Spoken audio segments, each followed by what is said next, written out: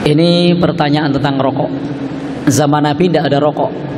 Karena zaman Nabi tidak ada rokok, maka dalilnya adalah dalil umum atau kias. Dalam hal ini yang pertama, bahwa Allah berfirman wa yuharrimu alaihimul khubais. Allah mengharamkan yang buruk-buruk. Wa yuhillu lahumut thayyibat, dan menghalalkan yang baik. Kira-kira rokok termasuk baik atau buruk? Kalau bilang baik, anaknya suruh ngerokok enggak? Istrinya suruh ngerokok enggak? Enggak, kenapa? Orang ilok yo, berarti enggak baik. Itu dari sisi dalil umum. Kemudian juga dilihat dari mudaratnya. Ada mudaratnya enggak? Setahu saya dokter-dokter yang pernah saya temui, baik dokter yang merokok atau tidak merokok, karena dokter yang merokok juga banyak, itu semua merekomendasikan kalau rokok itu tidak baik. Artinya apa? Rokok ini mengandung mudarat, dan dalil menghindari mudarat itu banyak. Yang terkenal la dororo wala diroro, jangan membahayakan diri sendiri maupun orang lain. Dan merokok itu membahayakan diri sendiri maupun orang lain. Ada dalil lain, ada di bungkus rokoknya, merokok membunuhmu, ya kan? Karena ada dalil merokok membunuhmu, di situ tertulis.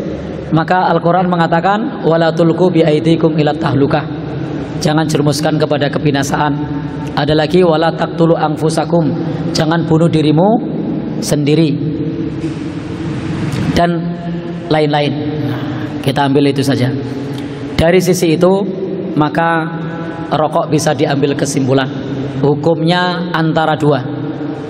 Yang pertama hukumnya makruh, yang kedua hukumnya haram. Jadi rokok itu bisa hukum makruh, bisa hukum haram.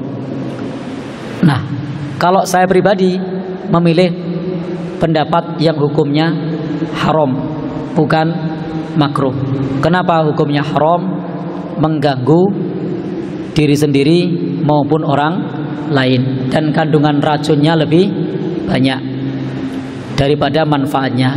Dalam Quran ada khomer, itu salah satu ilahnya ismu ma akbaru min naf'ihima, bahayanya lebih besar daripada manfaatnya. Ini sama dengan rokok, bahayanya lebih besar daripada manfaatnya. Dan kadang banyak orang yang dia tidak peduli dengan anaknya, tapi peduli dengan rokoknya. Anaknya bilang ya jajan, tidak dibelikan, tapi dirinya merokok. Jadi ini memudaratkan bagi anaknya, yang harusnya anaknya bisa jajan malah untuk merokok, yang harusnya bisa ditabung, yang harusnya bisa untuk infak malah tidak infak, malah tidak nabung. Sehingga kalau saya pribadi lebih kepada pendapat haram tentang masalah rokok. Karena pendapatnya ini haram, maka kalau diberikan kepada orang lain sama saja tolong menolong dalam dosa dan permusuhan. Kalau permusuhannya tidak masuk ya, tapi tolong menolong dalam dosa. Wala ta'awanu alal ismi, jangan tolong menolong dalam dosa, kecuali berpendapat makruh. Kalau berpendapat makruh, maka diberikan kepada orang lain tidak termasuk tolong menolong dalam dosa. Kalau di Muhammadiyah sendiri pernah ada pendapat makruh, itu yang ada di buku Tanya Jawab Agama yang diterbitkan oleh Majelis Tarjih di jilid 1, itu hukumnya makruh. Tapi tahun 2007, 2010, 2020 itu ketika ada pertanyaan-pertanyaan yang sama tentang beasiswa pendidikan dari rokok. Pendapatnya apa tentang rokok, apa hukumnya? Di situ menurut Tarjih hukumnya haram. Nah, sehingga memang ada pendapat lama makruh, pendapat baru haram. Nah, sehingga terkait memberikan ke orang lain itu kembali kepada pendapat awal, hukumnya haram atau makruh. Kalau saya pribadi memilih yang haram. Sehingga kalau misalnya ada uang rokok, jaluk mentane wae, Pak. Jadi jaluk mentane wae.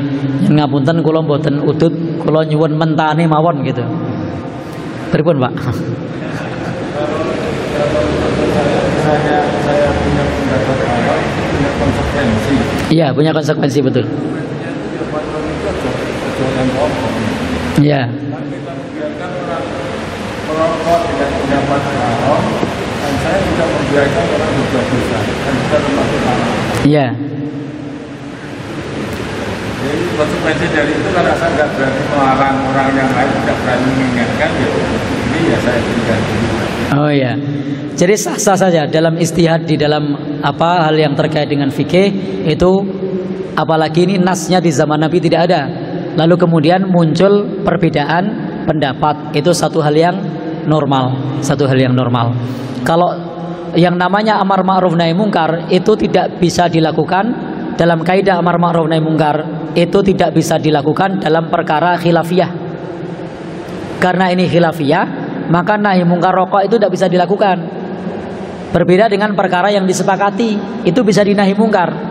Khomer sepakat bisa dinahi mungkar, kalau rokok tidak bisa. Karena rokok ini termasuk perkara yang diperselisihkan.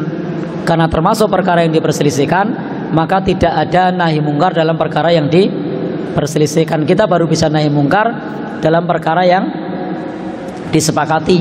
Karena ketika kita melarang orang lain, sementara orang lain tadi berpendapat makruh, maka dalam posisi khilafiyah semacam ini itu nahi mungkar tidak mesti dilakukan karena masuk ranah khilafiyah.